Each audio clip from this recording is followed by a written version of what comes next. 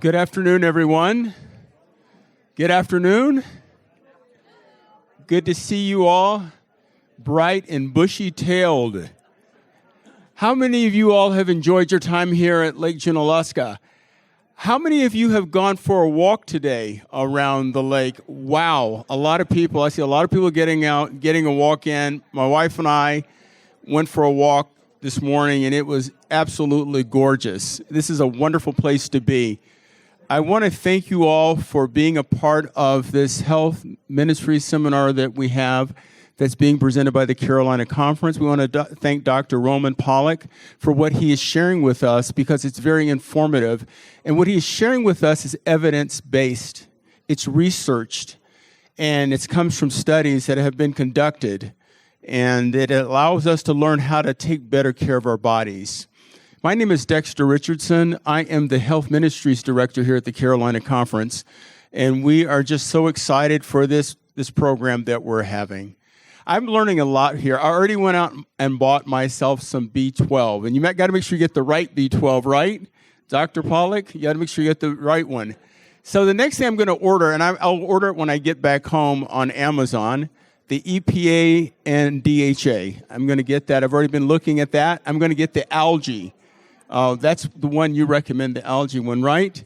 So I hope that as you're coming to this seminar, you're not just hearing, but you're also doing, right? Because this is the practicality of the seminar, not just to get information, but for us to improve our health so we can have better lives and we can serve God with all of our heart, mind, and soul, right?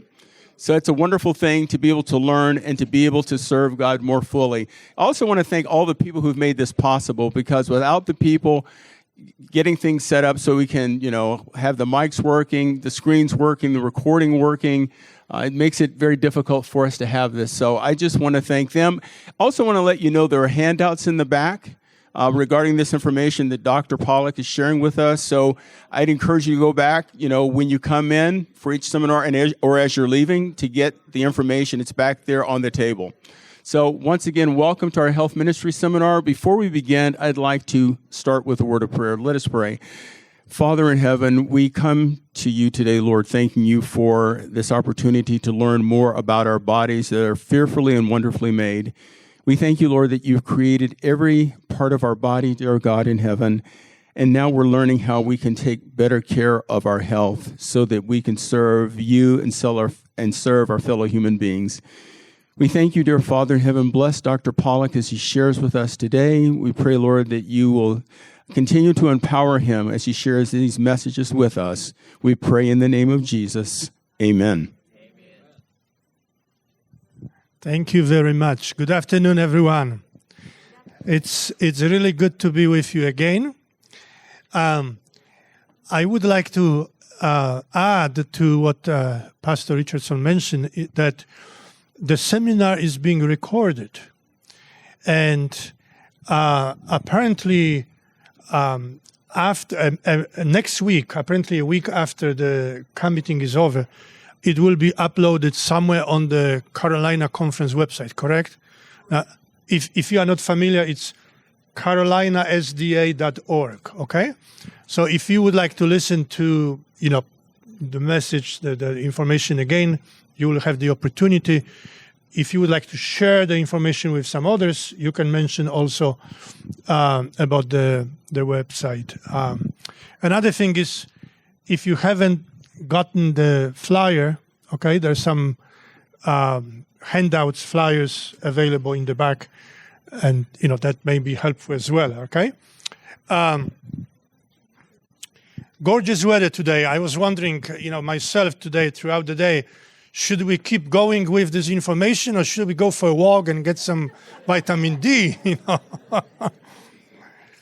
we don't realize how important vitamin D is until we move to places like Seattle, Washington, or Vancouver, British Columbia, places of that nature, I visited Iceland at one time, and I was there. The season in Iceland is June, July, August, and I came to Iceland about the last week or so of May. So it was just before the season, so not very many people. And I went to this hostel where I was the first client or the first person who checked in. And this lady was so nice, she told me, I made an apple pie for all my guests today. And since I was first, I had 3 pieces. But she was so nice, and the hostel was part of the house. In fact, her office was her kitchen. So I chatted with her, and I just was thinking, in the wintertime, they have no sunshine. They have like 2 hours of sunshine in Iceland. Now, in the summertime, no night. It's pretty much light all the time. So I asked her, how is it that you guys don't have vitamin D deficiency here? You don't have any sunshine here in the wintertime.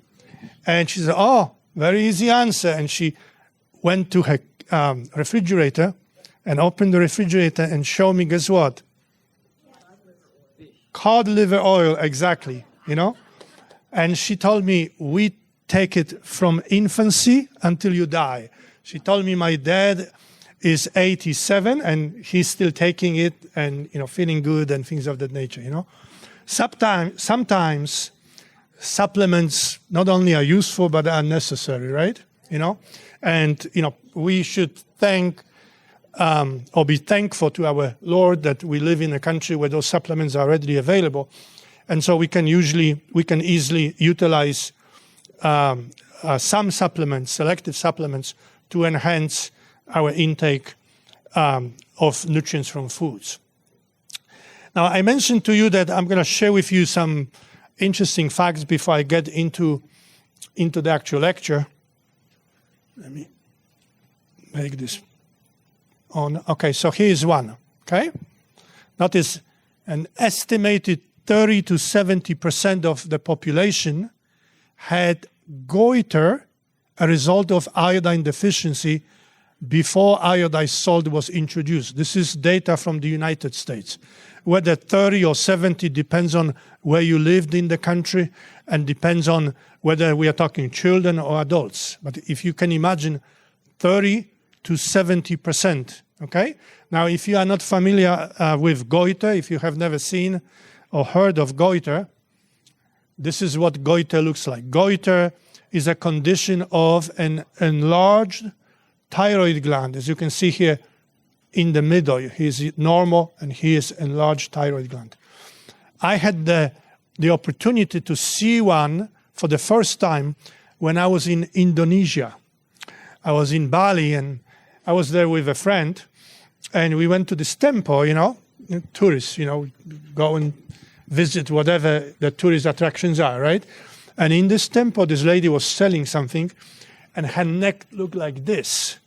And I was telling my friend, what is this issue? And I was telling her a little later on that day. And she convinced me that we need to go back to the temple, even though, we had some other places we wanted to visit. She convinced me that we needed to go back to the temple and tell this lady what is the solution to her problem. So before I went to Bali, I found on the internet and contacted the Seventh-day Adventist Church in Bali, and I asked them if they perhaps have in their church a member who may be a tour guide or someone who is not a tour guide but may be willing to drive us around. And so this Adventist brother contacted me, and I had my personal driver, He was taking us everywhere. And the next day when he came, we asked that he takes us back to that particular temple. So we went to the temple, and of course we were not sure if this lady will be there or how to find her, but we were hoping she would be there. And here's what happened. The very first person that our driver asked about this lady was her son-in-law. And so he took us to her house, and she was not there. She was already in the temple, but people went to the temple and called her. And, my Adventist friend translated what I was sharing with her. But since they were so interested that these two white people came and wanted to talk to this lady, the whole village came. The whole neighborhood came.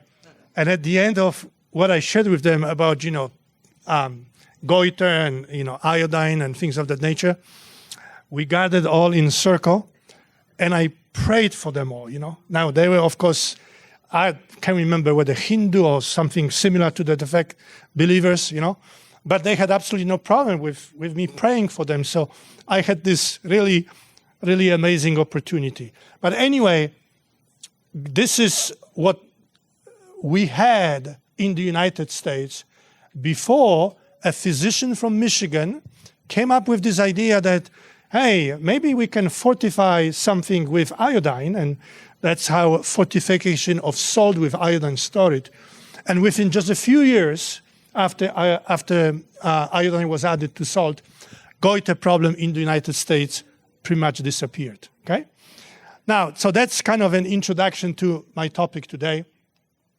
Today we are talking about nutrient deficiencies, right? And specifically, as we did yesterday and the day before, we are picking on those vegans and vegetarians. So let me state something obvious right now, okay? And that is nutrient deficiencies develop regardless of diet type adherence, okay? So if you are an omnivore and adhere to what we call the typical American diet or Western diet, for example, you ingest roughly 50% of the recommended fiber intake, okay? As a result, most people are constipated, They have this idea that if you go with a bowel movement once a day, that's actually normal, which is actually not normal, but that's the idea. And many people actually go much less. And I could give you a number of examples when it comes to nutrient deficiencies among non-vegetarians who adhere to, again, the typical diet in the United States. But we also know that vegans and vegetarians have a higher risk and documented prevalence. Prevalence means how common it is, right? Okay, of certain nutrient deficiencies such as vitamin B12, iodine, and DHA. And actually not just these, but these are among the most important ones, okay? If you read the literature, if you read like nutrition, college textbook or the literature, the following nutrients are oftentimes mentioned as, quote, nutrients of concern for vegans and vegetarians, okay? Macronutrients, that includes protein, omega-3 fatty acids, EPA and DHA, and then micronutrients, vitamin B12, iodine, iron, zinc, selenium, vitamin D, and choline. As you can see, there are quite a few of them, and I will not have time to discuss all of them, though we already discussed briefly some of them. But I am planning today to elaborate quite a bit on two of them, iodine and vitamin D, and then briefly mention also choline. And the reason why I just briefly mention choline is because we have much less in terms of research findings on choline, okay, than on the other nutrients. However, since we are talking about nutrient deficiencies, and since I did not do yet a review of what we already discussed, let me one more time mention vitamin B12, okay? So vitamin B12 deficiency, we determined, or at least I shared with you, among Adventists is common, and this is especially the problem for vegans. And I based this one more time on this slide that I showed you. Remember that even though this shows homocysteine concentration, homocysteine is one biomarker of vitamin B12 status, okay? So if you want to assess your vitamin B12 status, you don't have to actually check for serum or plasma vitamin B12. You can actually check for homocysteine. There are still other biomarkers. I don't have time to get into all of them. There's, for example, something called methylmalonic acid, holotranscobalamin. So there are several biomarkers. Homocysteine is one of them, and it shows, again, high vitamin B12 deficiency rates. Okay? Why is vitamin B12 important? Well, if you are here, you should already be familiar with why. But just as a reminder, it is important because a deficiency may contribute to the development of cardiovascular disease, different types of heart disease. And these are some of the reasons or some of the mechanisms how it's done. But I want to add to what I already have shared with you, and that is, this is from yet another of my publications, and notice vitamin B12 deficiency and what? And bone fractures. And did you know that vegans have a higher risk of bone fractures than vegetarians? And both have a higher risk of bone fractures than non-vegetarians? And this is based, among other research studies, on Adventist Health Study 2. So based on, Adventist. And again, in this publication, I describe the mechanism. How is it that vitamin B12 is important in terms of increasing risk for bone fractures, okay? And then we also emphasized a little bit yesterday that vitamin B12 deficiency may contribute to brain atrophy. This is a very interesting slide. I'm going to spend a second on this, if you don't mind. I hope you can see it's a little bit clear on my screen here. But if you look, these are pictures or scan of two brains from two individuals, okay? This particular individual, or the brain from this particular individual was part of a group that received vitamin B12 supplement for 2 years in a study that lasted 2 years, okay? And they look at brain atrophy. Any color other than gray and dark that you see, like for example, do you see like a light bluish here type of color, or yellow or orange here and there? That is atrophy, okay? Brain atrophy. Atrophy means simply disappearing, okay? So where you used to have neurological tissue, now you have fluid or something to that effect, okay? And then the other brain, the other picture of our left-hand side is a picture of an individual who was of the same age, okay, who was not part of the group that received vitamin B12 supplements, was also monitored for 2 years, okay? And the brain atrophy, you can see very clearly here, is much higher or much faster in this individual than in this. In fact, when you actually calculate the brain atrophy between these, it was about 5.5 times higher brain atrophy among the individual that did not receive B12 supplement in comparison to the one that did receive it, okay? And so we concluded, based on what I shared with you on Monday as well as a little bit yesterday, that we should be using vitamin B12 supplements. Now, some of you ask me about what I am taking. So this is not like endorsement, because I told you I go with the cheapest brand as long as the rate is, or the dose is what I need, right? But right now I'm taking, it's called Spring Valley. I buy this in Walmart. Notice 500 count in this bottle. You know what the cost is in Walmart? Is $3.96, okay? So for less than $4, we can have almost a year's of supply of vitamin B12 and, be protected from B12 deficiency and associated symptoms. And here is, if you wondered about perhaps the spelling of the form, vitamin B12 as cyanocobalamin, okay? And one more time, let me add that, if you are interested in these issues, if you start reading websites and maybe even go to seminars like this, you may hear that you should never use cyanocobalamin, and others, they may say you should always take methylcobalamin, and both of these views are incorrect. I emphasize this, okay? Vitamin B12 is another line of my research, and I have a book called Vitamin B12 Combating the Epidemic of Deficiency. I don't think we have it here in the bookstore, but if you are familiar with Orion Publishing, You can order one online if you would be interested, So this is one of my areas. Cyanocobalamin is perfectly fine. It's actually better absorbed than methylcobalamin, is more stable, and there are advantages to using this one over the other one, okay? So that's a review from Monday. Yesterday, we will have time for questions, okay? Please keep your questions at the end. Okay. We yesterday focused on the omega-3 index. Remember? Remember the definition? Is this yes or no? No? Remember, on Friday we have this exam coming up, So it is the sum or the amount of EPA plus DHA in red blood cells as percentage of total fatty acids. Okay? Are you with me? Okay?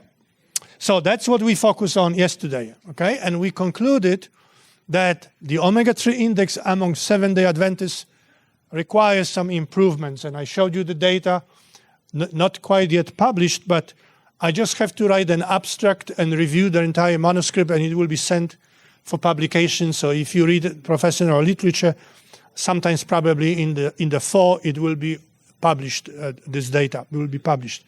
And so we pointed out that the average omega-3 index among vegans is in the lowest category and not much better among the vegetarians, the best one in the pesco vegetarians, but even they could do better, remember?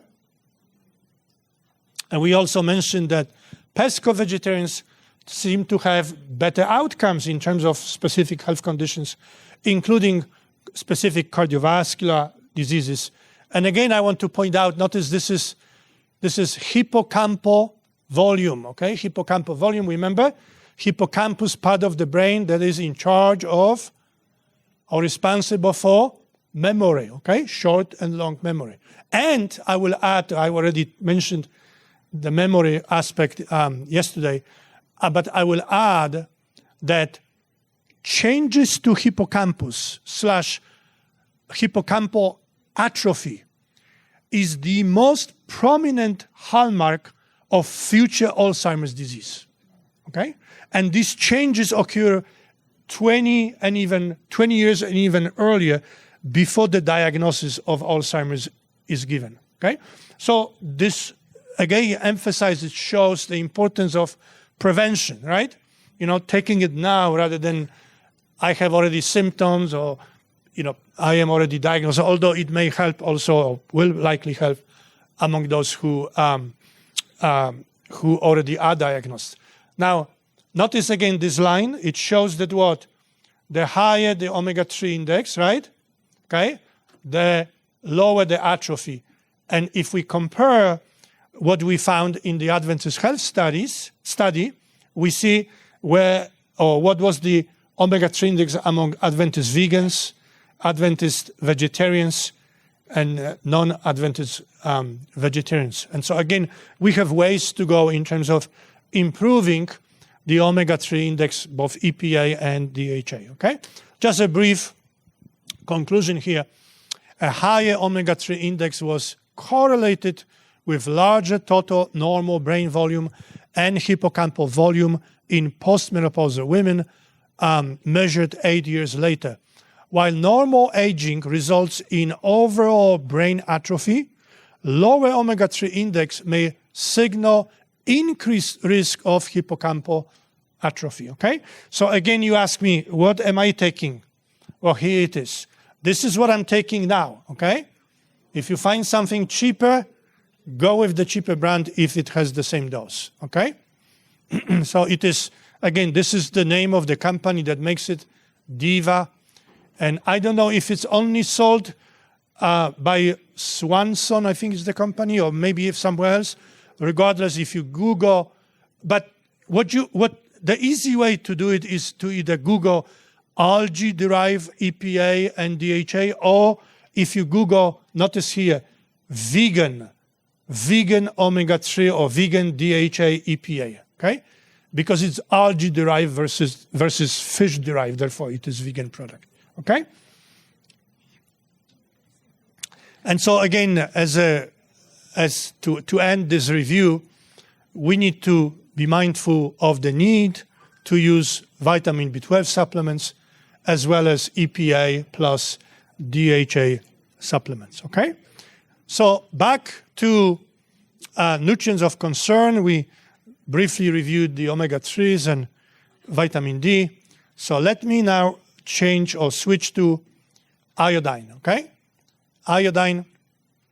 And I mentioned to you how big of a problem it was back before iodine was added to salt. Well, here's a little bit newer issue. If you have good eyes, you will see that this was published on January 6, 2025. And this is from the US News and World Report. Doctors worry that iodine deficiency, a dietary problem from the past, is coming back. Okay? Any ideas why this might be? Okay, very good, very good. I like to have knowledgeable students. Thank you, very good. So we believe that there are two contributing factors. There may be others, but two that are likely more important than the others. Number one, we've been bombarding with ingesting less salt, right? And there are specific salt recommendations, okay? Number two, we have salt alternatives. What I mean by that is, have you heard of Himalayan salt or Celtic salt, or there's a variety of black salt, there's a variety of others. By the way, if you come back tomorrow, you will hear more about these salts, okay? And these salts are not iodized, okay? And then perhaps a third contributing factor, and likely also important one, is that food manufacturers do not use iodized salt in preparing their food. So if you buy ready-to-eat entree, frozen entree, for example, from a grocery store, the salt that was added was not iodized, So we, may or may not add iodized salt in our food preparation in the kitchen. And again, if you skip the iodized salt, you reduce the intake of iodine, okay? But perhaps more importantly than outside of the Adventist church, notice more than half of Adventists from the Adventist Health Study 2 had inadequate urinary iodine concentration. Urinary iodine concentration is the biomarker of iodine status that is universally applied, regardless of where you go, whether you go Africa or Asia or United States, anywhere you go, we use urinary iodine concentration, okay?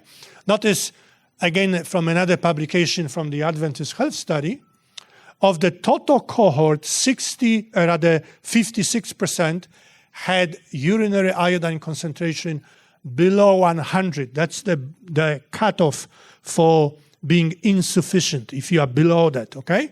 If you are not pregnant. If you are pregnant, the cutoff is 150. If you have less, it means you are insufficient, okay?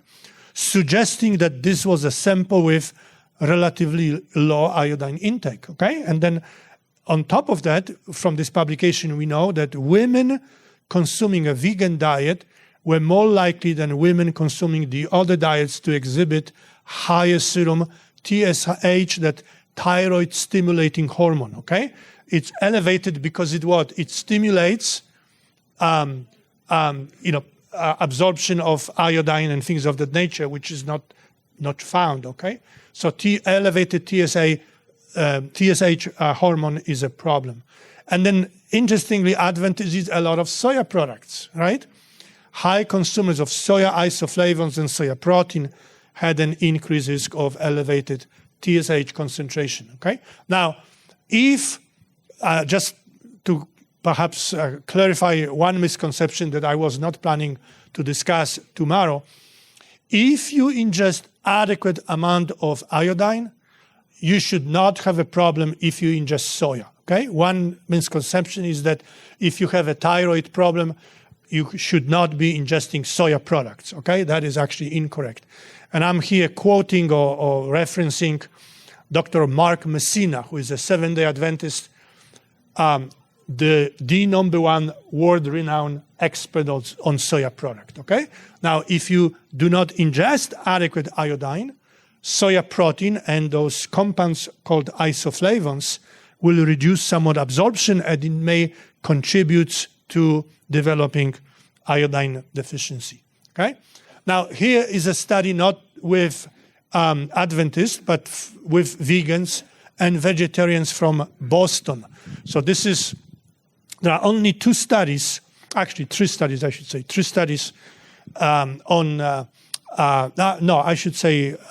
not three, two studies from the United States that assessed iodine in vegans. One is actually my own. I did a study with, we assessed iodine content in breast milk from vegans, vegetarians, and non-vegetarians. And what we found was that 75% of breast milk from vegans and 67% of breast milk from vegetarians contain iodine that was lower than the recommended iodine intake by exclusively breastfed infants, okay? Which, again, highlights the problem. But this is with adults, non-pregnant and non-lactating adults from Boston, and the findings showed that vegetarians were fine, okay? The urinary iodine was 147. Remember, it needs to be what? It needs to be above 100, right? If it's less than 100, then we have a problem. And here we have 147 for vegetarians, so that's fine. But when it comes to vegans, okay, 78.5, considerably below 100. And we know that vegans, vegetarians from Europe are even at a higher risk and have even lower concentration. In fact, notice here we have a review again, which means, the authors look at several studies and summarize the findings. And in green, the dots in green show intake of iodine in vegans, okay? And the line that you see in here, that's what is recommended. The recommendation for intake is 150 micrograms per day. And in many studies, not all studies, but in many studies, vegans ingested lower intake than what is recommended. In blue, we have vegetarians. And we see that also in some studies, the blue dots are below that 100 recommended intake, okay? And here, on the other hand, we have iodine status, which means urinary concentration. And again, if you look at the green dots, right, you can see that many of the green dots are below what is considered normal, okay? And for some studies also, vegetarians were in that category, below the normal concentration, okay?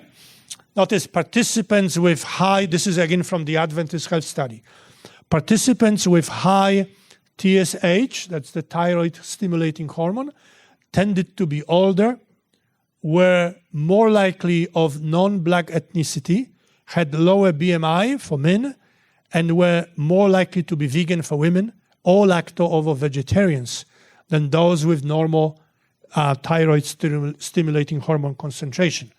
That's again from the Adventist Health Study. We have another data from Great Britain. And in this particular study, we can now interpret these results, right? I taught you yesterday how we can interpret the results. So here we have data for hypothyroidism, okay? Hypothyroidism, which is one consequence or effect of not ingesting adequate iodine. We can see that vegans here, notice 1.42. So in comparison to non-vegetarians, they had a 42% higher risk for having hypothyroidism, okay? And depending on the analysis, because we have two types of analysis, without BMI and with BMI as confounding factors here. The point here is that vegans have a higher problem with iodine intake and adequate status, and potentially higher problems result from this fact. Okay, so let me discuss this. What is the recommended iodine intake?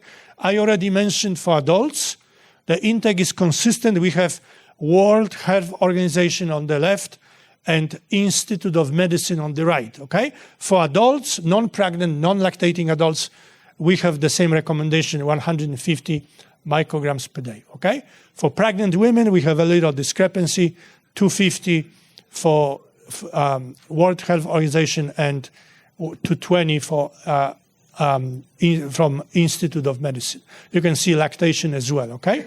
And here's a quote from a publication that says vegan women of childbearing age should supplement with 150 micrograms iodine daily.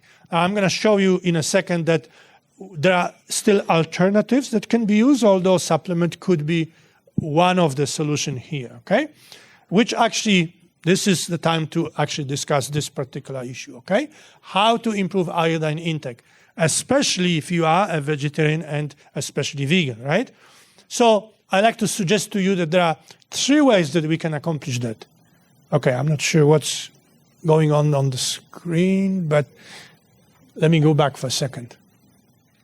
Okay, this is wireless, so I think we have a wireless problem here. Okay, there we go. This is what the next slide shows. So there are 3 ways that we can reliably and safely increase iodine intake. Okay, number 1, use iodized salt instead of whatever other alternative. Okay, whether Himalayan, Celtic, or just simply table salt. Okay, and if you follow recommendations for salt intake, the recommendation is that we should not exceed 1 teaspoon roughly, or 5 grams of 5,000 milligrams of salt. If you follow that, you will that amount will contain roughly 225 milligrams. What did I say was the recommended intake? It was 150, right? That was the intake, okay? Well, some iodine is not very stable. So if we buy iodized salt, some of that iodine will actually evaporate, okay? So this is in an ideal case scenario that it was just added and we just bought it. This is how much we will be ingesting.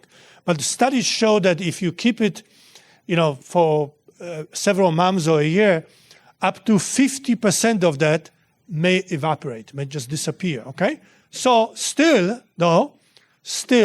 we will end up with what? More than 100 milligrams intake, okay? The recommendation is 150. The remaining amount we can safely get from other foods, other plant foods, okay? The second thing is seaweed, okay? Anyone is into that, seaweed? Yeah? Okay, good. I'm going to elaborate a little bit on that, okay? And then the third one is use iodine supplements. By the way, at one point of time, I was using iodine supplements before I started ingesting more frequently seaweeds. And I know for a fact that at least the one that I was buying was like a little bit more than $5, I think, So it's again another very inexpensive supplement that we can add, okay?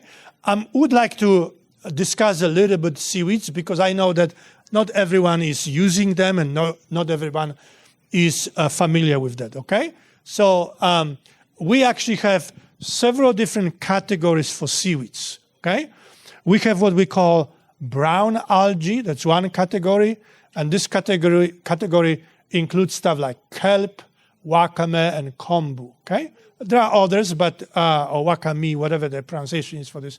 Anyway, brown algae, or these seaweed types, contain extremely high iodine content, okay?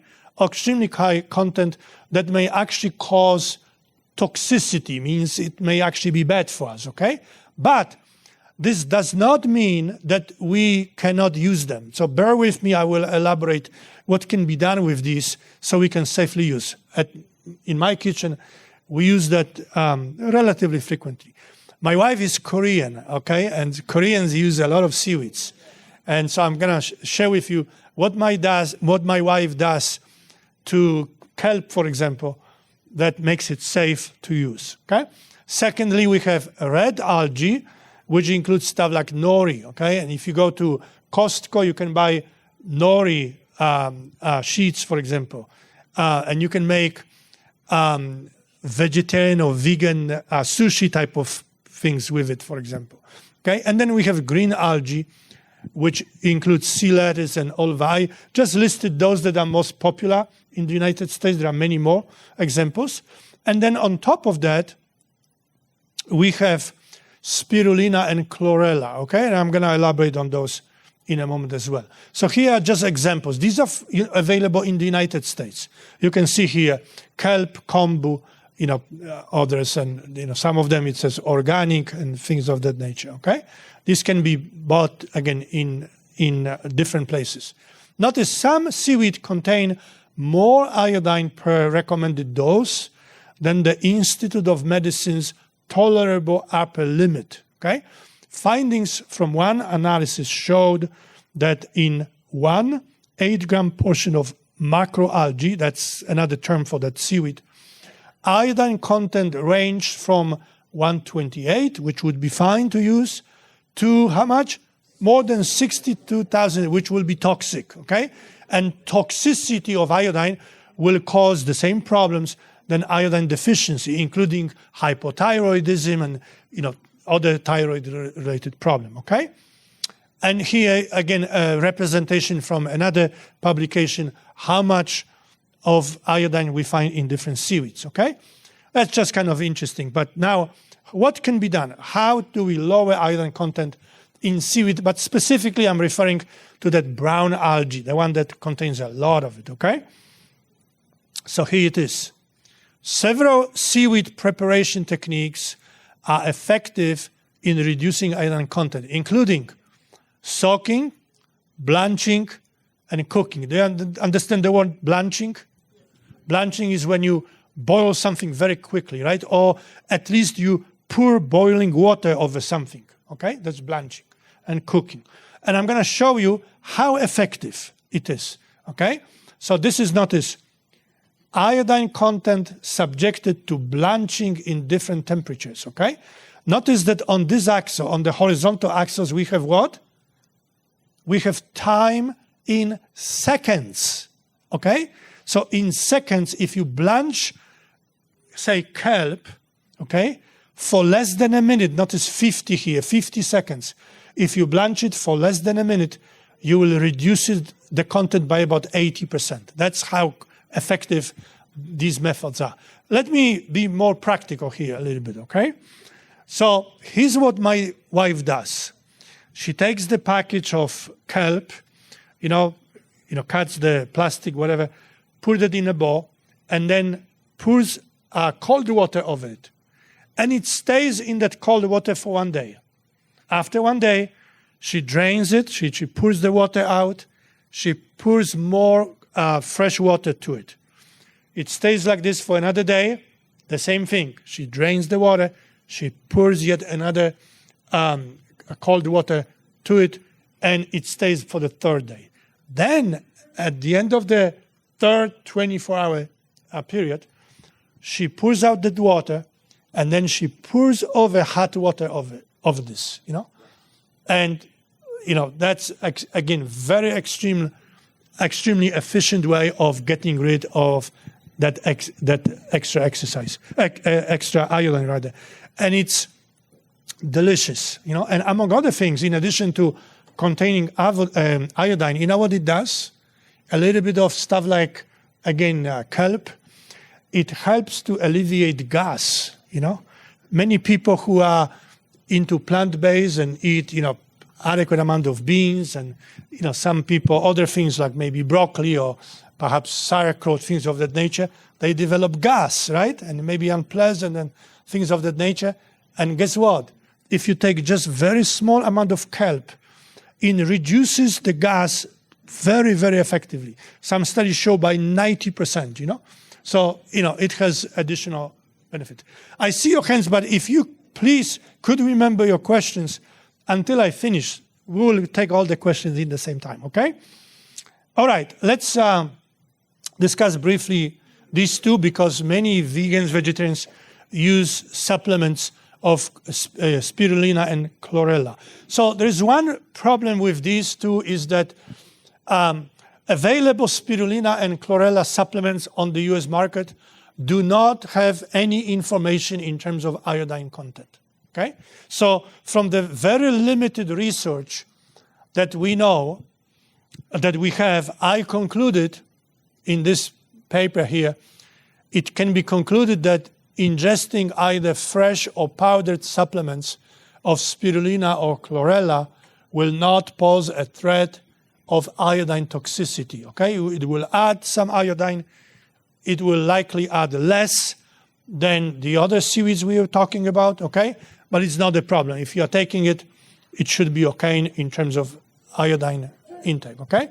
So just brief conclusion based on iodine, okay? 56% of Adventists have inadequate urinary iodine concentration, indicative of inadequate iodine intake. And then how we can improve the intake? By, again, ingesting iodized salt, seaweed, iodine supplements. And, this potentially could be a good time to take questions, but I have two more nutrients to talk about. So I don't want to run out of time, because these nutrients are also important. So if we don't have enough time for me to answer for everybody, again, I'm going to stay here. I'm going to answer your questions. And I'm planning, thus far, not a single person came to me and said, I want to have your lecture on vegan, vegetarian nutrition in pregnancy and lactation, like I mentioned on Monday, which means we are going to talk about yet another topic, not pregnancy and lactation, but another topic that may be more important for those of you 40 plus, that are here. Okay, yeah. So now, briefly about another nutrient called choline. Some of you may never have heard of choline, but it's considered a B vitamin, even though chemically it looks a little bit different than most of the B vitamins. But regardless, choline is important for a variety of functions, and I will be brief because I have a flyer in the table about choline. You can also learn a little bit about this nutrient from there, okay? So here's the key information. Choline intake among vegans and vegetarians is less than 50% of the recommendation, okay? The recommendation is 400 or 500, depending on whether we are female or male, pregnant, non-pregnant.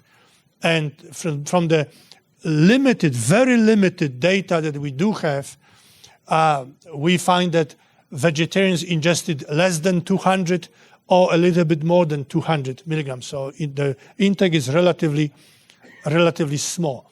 Why is it important? Notice choline is a nutrient that is needed for memory, okay? Neurological function, and some other issues, okay? Now, here's the good thing, or good news.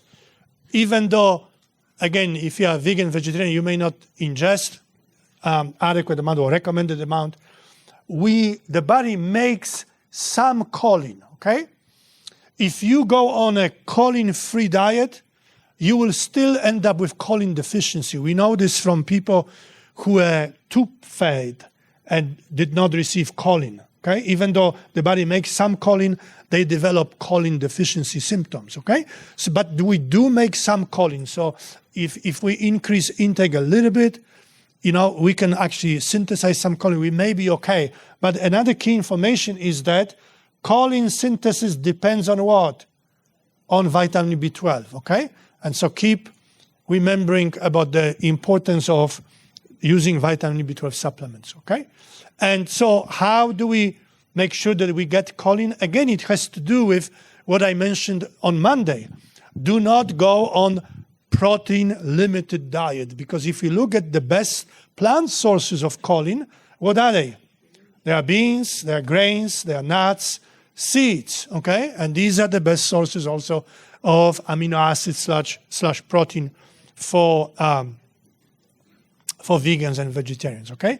So again, I don't have more time to discuss choline, and again, we don't have nearly as much nutrients, rather information on this nutrient from studies than we have on other nutrients.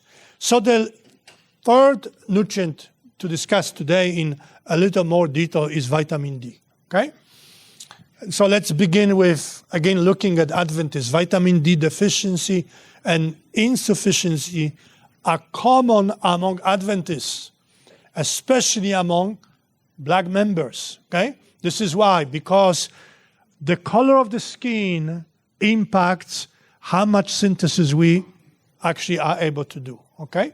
So if your skin is darker, right? If you are, say, African American, you may need at least double the sun exposure than someone with my complexion, you see? Okay? So let me show you the data. Here it is. So we have, this is from the Adventist Health Study 2, again, and you can see here whites and then blacks, and here we have percent of insufficient or deficient individuals in different diet groups, vegetarian, partial or semi-vegetarian, and non-vegetarians, and again for here. And you can see here that it is much a bigger problem among black Adventists, okay? So let's ask a few questions here. What constitutes adequate vitamin D level? Okay, I already mentioned, let me go back for a second. I already had it on the slide. Notice sufficient, insufficient, deficit. So we have different categories, right? So what do we consider sufficient? What do we consider insufficient? What do we consider insufficient, rather deficient? So this is adopted from the Endocrine Society. The Endocrine Society divided vitamin D status into 5 different categories, okay? Severe deficiency, deficiency, insufficiency, sufficiency, and then toxicity, okay? I want to point out that if you go and have your vitamin D checked, okay, it may come in one of 2 different units. So if you want to interpret whether your vitamin D is okay or not, you first need to look at what? Which unit is the results given, okay? Because the difference between nanomoles per liter, the difference between nanomoles per liter versus nanograms per milliliter is 2.5, right? 2.5. So if, for example, if your vitamin D was 30 nanograms per milliliter, that will be fine. But if it was 30 nanomoles per liter, you will be what? You will be deficient. Are you with me? Okay, so that's the key information, okay? Let's see what these terms mean here, practically speaking, okay? So severe deficiency in children causes rickets, deformities in bone formation. In adults, it may cause what we call osteomalacia, which means softening of bones, okay? Then deficiency is associated with long-term adverse health problems, such as increased risk for cardiovascular disease, increased risk for Parkinson's disease, dementia, some other conditions, some cancers as well. Insufficiency will cause parathyroid hormone increases in the blood. Why? Because parathyroid hormone increasing parathyroid hormone means you need more vitamin D because parathyroid hormone stimulates the kidneys to activate vitamin D, okay? So we know if you have elevated parathyroid hormone that your vitamin D is inadequate. If you know anyone who is on dialysis, okay, and sees nephrologist, every single time that person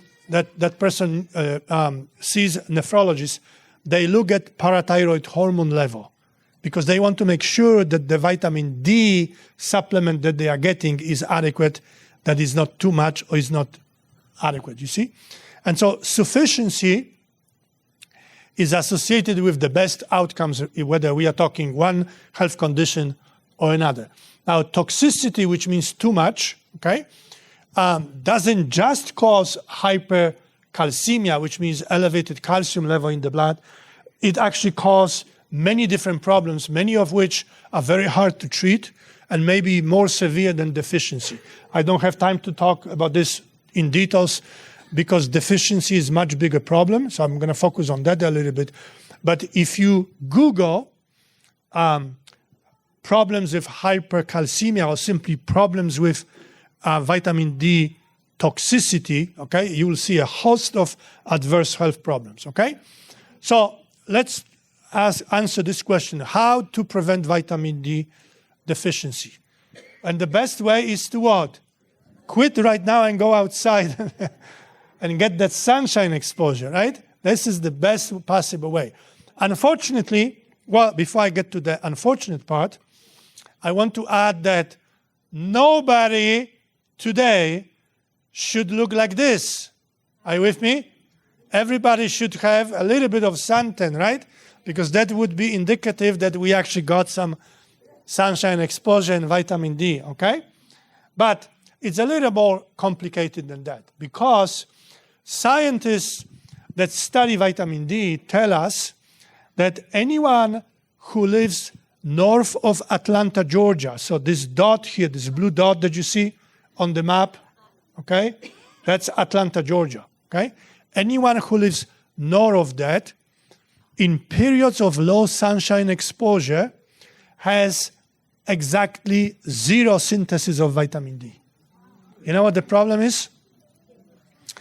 The entire North Carolina is north of Atlanta, Georgia. Okay? South Carolina, some parts maybe, a little lower. But depending on, and again, if we have overcast and rain like we had the last few days here, right? We don't have a lot of vitamin D synthesis during this period of time. So sometimes perhaps between the middle of October and perhaps the end of March, or maybe even the end of April, depending on the weather, if you are from North Carolina, you may need vitamin D supplements. And I'm going to get to the specifics on that, okay? But again, anyone, depending on where you live, north of Atlanta, Georgia, will have a problem. And then on top of that, notice that there are other issues to consider, okay? So the geographical location I mentioned, skin color I mentioned, okay? Diet preference. For some reason, okay, vegans have higher risk for deficiency, okay? For reasons I don't, maybe fully understand, okay? Weight status, those who are overweight or obese have a higher risk for vitamin D deficiency, okay? Sunscreen use, okay? Sunscreen successfully blocks vitamin D synthesis, okay? Urban versus rural, those who live in cities have higher risk for vitamin D deficiency. Type of work, right? Whether you are working outdoor or indoor, and even outdoor. I have a friend who worked, I'm not sure if she's still there, but she used to work in Heartland, one of the self-supporting places in Virginia. And she told me that they checked vitamin D in every employee, okay, in that institution because of the concern with vitamin D. And she told me that the lowest levels were found in 2 agricultural workers, okay? And you know why that is? It's for the same reason why if you go to professional conferences, you see presentations from people from places like Egypt, Saudi Arabia, and other places like that, that scientists present data on vitamin D deficiency in those populations. What am I referring to? You are completely covered, right? You are outdoor, you work in the garden, so, you may even have gloves on, and definitely have a big hat, and everything is covered. And in many of these cultures, they are completely covered. If you go to countries like Japan, Korea, and China, you see, especially women, they even have umbrella during the summer as they walk, So it's it contributes to the low vitamin D. As you can see here, there are some other issues, and I want to emphasize briefly aging, okay? I know that, once we get to 40s, then the next will be 50s and 60s. So this just might be applicable to some of you here, okay?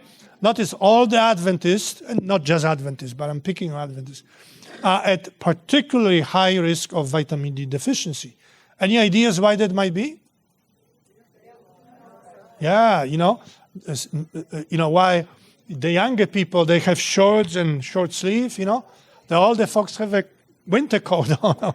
I'm exaggerating only somewhat, but, so they have a lower sunshine exposure, even if they are outdoor, okay? And this is for sure the case if they are in nursing homes and places like that, I can tell you, I worked or helped in this privately owned nursing home, and the owner, it was a family that owned it, they wanted them to just sit in front of TV all day long, okay? And the reason why was because if they move, they may fall, and then the family will be suing them and things of that nature, The good thing was, when I was there, that the vast majority of the time, there was only one employee that was taking, it was a very small place, 8 to 12 residents. So there was only one individual, and so when I was there, I was the only one. And I would have these grannies and grandpas outdoor.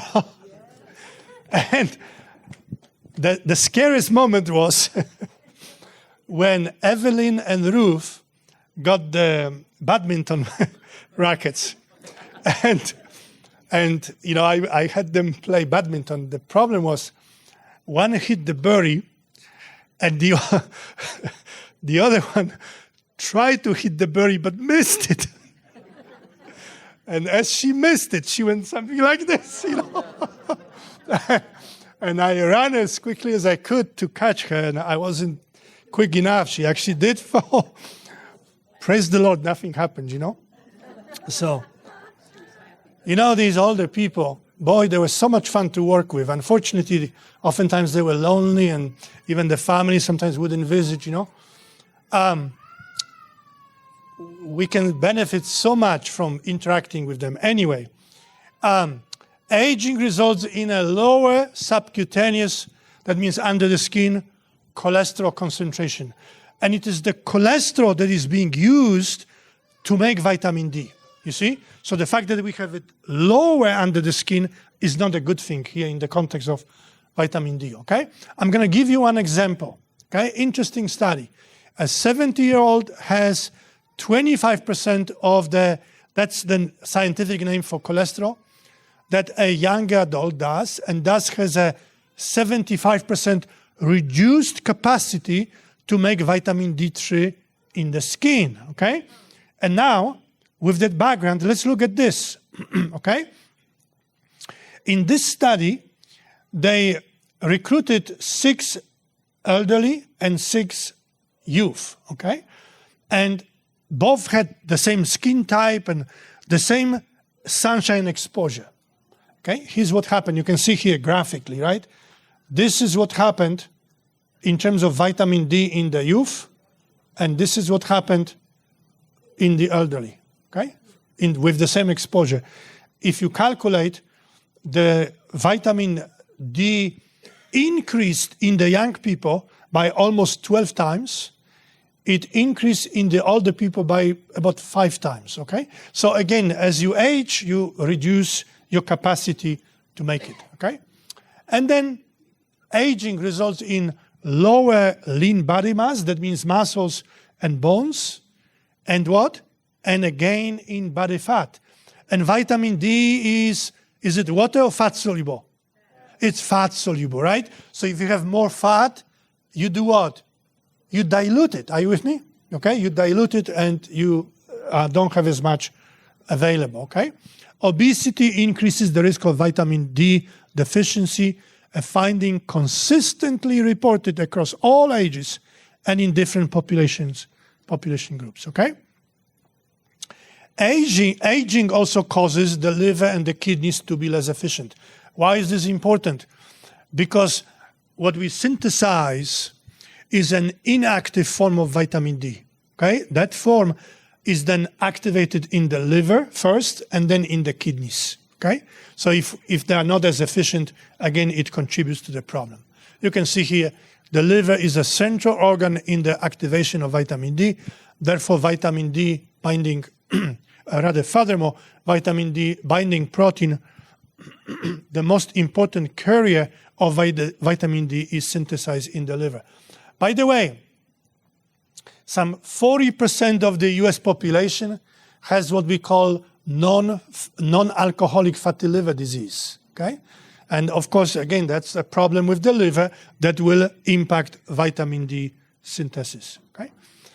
All right, vitamin D supplements constitute an alternative way of ensuring adequate vitamin D status.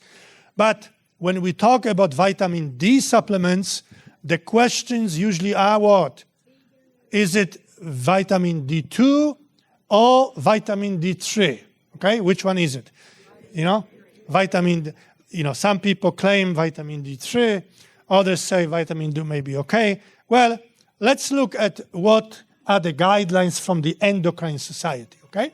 Notice, we suggest using either vitamin D2 or vitamin D3 for the treatment and prevention of vitamin D deficiency. You know, if you go back perhaps a couple of decades, there was almost no vitamin D3 supplements. Every vitamin D supplement was vitamin D2. Now we have more of vitamin D3 than vitamin D2. And some people claim that you absorb better vitamin D3 than vitamin D2. But what we know from studies is that if you are talking mega doses, this is actually the case. You will benefit more from vitamin D3 than from vitamin D2. But if we take lower doses, and I will get to what that means in a moment, there is no difference, okay? So if you want to buy one versus another, again, I would suggest you don't look at vitamin D2 or D3, you look at how much it costs. As long as you follow the recommendation for the dose, you will be fine, okay? What should be the dose of vitamin D supplements? Okay? Again, from the Endocrine Society. All adults who are vitamin D deficient, okay, so we are now talking about treating a deficiency. If you are low, okay, the recommendation is what? One or two, one or the other. One is 50,000 international units of either vitamin D2 or D3 once a week for 8 weeks. That's one option. An alternative is 6,000 international units of vitamin D2 or vitamin D3 daily, okay? And according to these experts, that will be sufficient to increase vitamin D level to what is considered sufficient. If you remember, 30 to 44 nanograms per deciliter is the sufficient category, okay? And then when you get to that level, the recommendation is what? For maintenance, vitamin D should be between 1,500 to 2,000 international units daily, okay?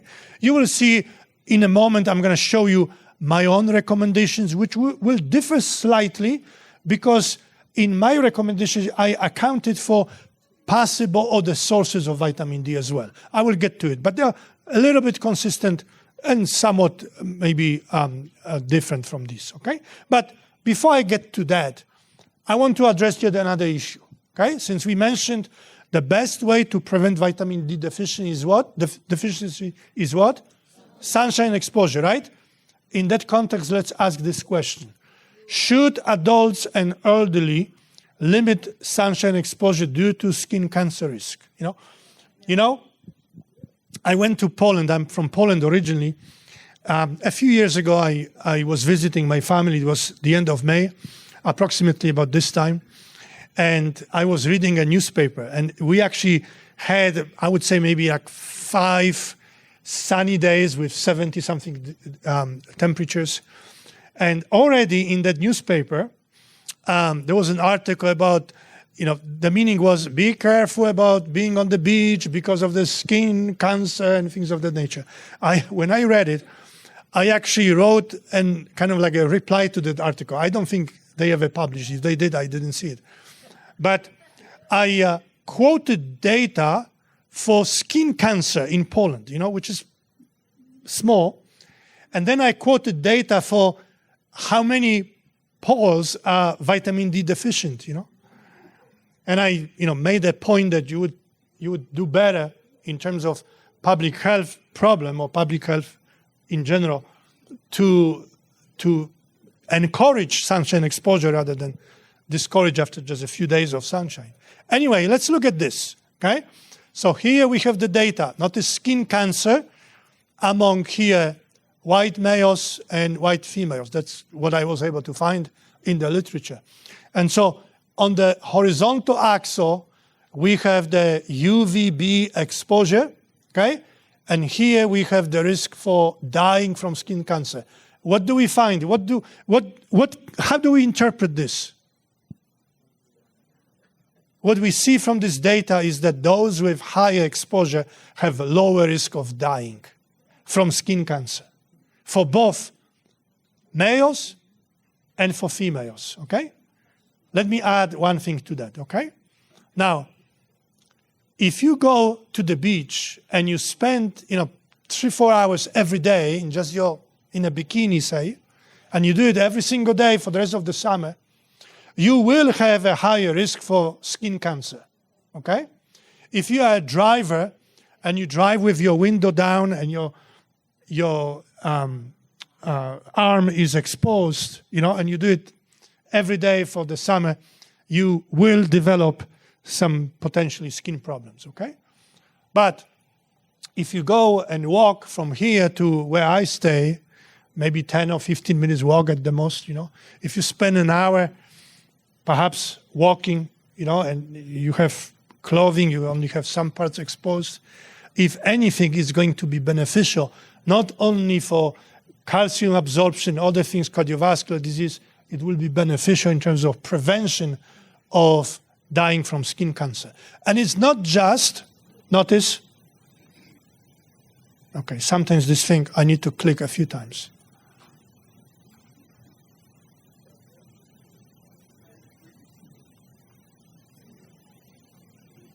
Okay, I'm stuck. So on the next slide, I have other cancers, like breast cancer, for example. And it's the same thing.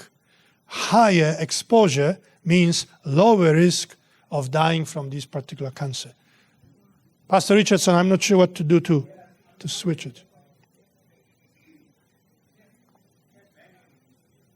Sorry? No, I'm trying, but it doesn't go. Battery where? Why you're not seeing the battery? It's not the battery because I'm trying to use my keys on the computer and it doesn't work either. So.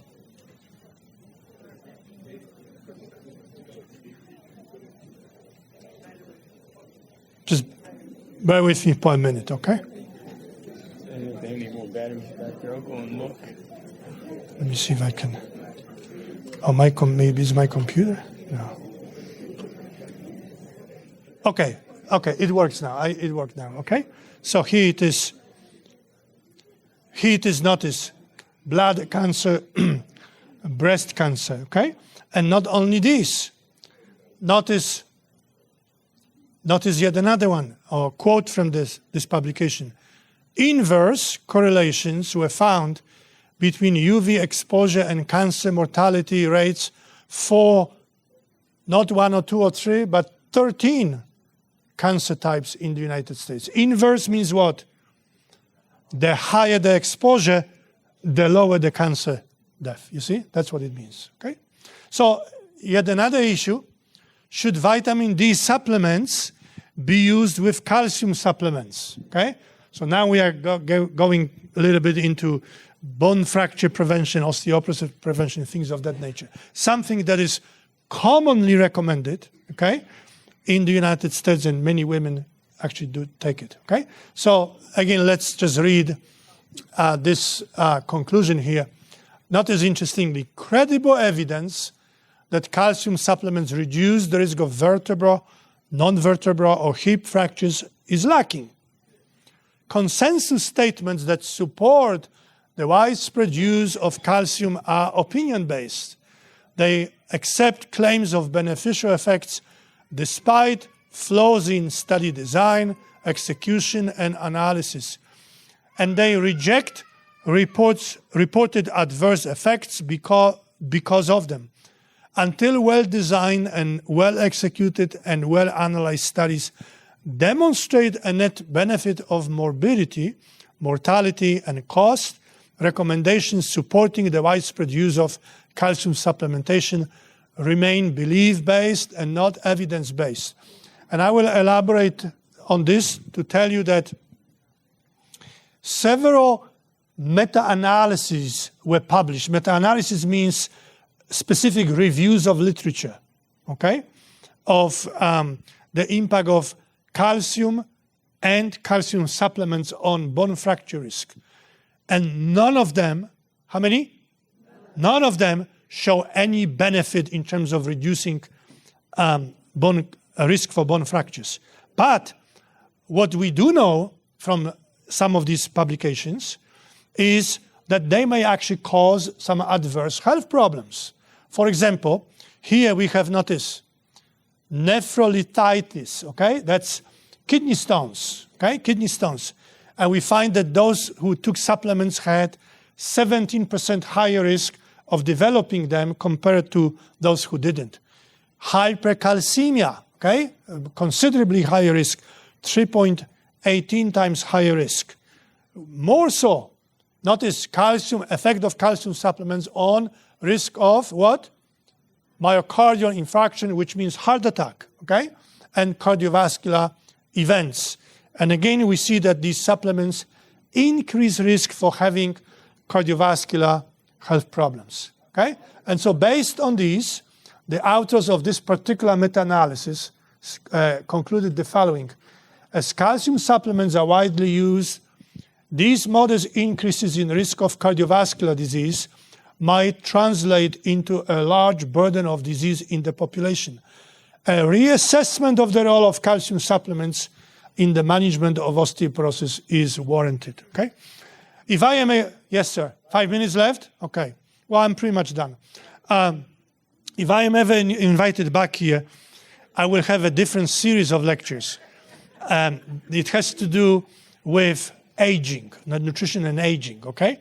And in that series, I have a lecture on bone fracture prevention, and we can talk about specific aspects, how we can actually, or what we can use that actually is shown in studies to be effective in cancer, in bone fracture prevention. Calcium supplements are not, okay? So, a brief conclusion, there's a high incidence of vitamin D insufficiency among vegetarians, especially vegans, and among individuals with darker skin pigmentation. Moderate sunshine exposure and vitamin D supplements, depending on geographical location and season, are recommended to maintain adequate vitamin D status. Practically speaking, okay, during the winter's time, we should feel guilt-free to go to either Mexico or Caribbean or other southern neighbors and just enjoy the sunshine, get all that vitamin D, okay? Here's the recommendation I mentioned earlier. That's my recommendation, okay? The Endocrine Society, again, recommended 1,500 to 2,000. I would say even 800 might do, because it depends on whether you have other sources, okay? If you eat dairy, for example, dairy products are fortified, right? If you have soya milk, there's some vitamin D added to soya milk and other plant foods. So it depends, okay? For better absorption, take it with a meal. Why? Because it is fat soluble, right? Okay, so in the meal, hopefully you have a good source of healthy fat. And that's it, except for some of you asked me about my business card. And I thought I would save a little bit of trees, paper. So instead of giving you my business card, I know you have cell phones, you are snapping pictures. So here is the contact information for me if you would like to contact me. My name, and then I have my business email, my private email. Sometimes my business email, if it doesn't recognize the email from which you send the information, it puts it to a spam, and I don't usually check that. So if you send it, it may be a good idea to send me an email to both of them. And here's my cell phone if you want to chat. So that's it. And I know there were questions already as